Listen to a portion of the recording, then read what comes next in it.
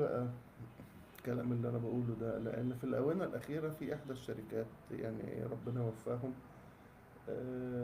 دخلت شريحة جديدة كبيرة قوي من المتعاملين، ودخلت تقنيات هي مطبقة في كل الشركات دلوقتي تقريبا يعني. اي حد عنده ابلكيشن او اي حد عنده ويب سايت بيقدر ان هو ينفذ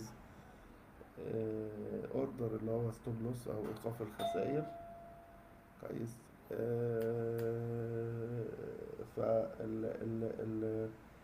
اللي بيحصل ايه؟ ان هم بيقولوا مثلا عتاقة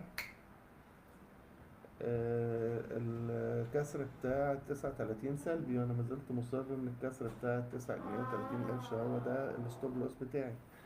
فاللي حصل او اللي حصل قدام عينينا كلنا، كويس، اللي احنا لقيناها كسرها، لقينا مجموعة بيع جامدة جدا في السهم، وصلت السهم ساعتها لغاية 29، وبعدين لم منها وفي نفس الجلسة من 29 9 17 تقريبا كمان، ومن 9 17 رجع تاني ل 79. ليه؟ لأن هم اتعمل لهم مصيادة بياع، أو الأوتوماتيك، لأن مهما كان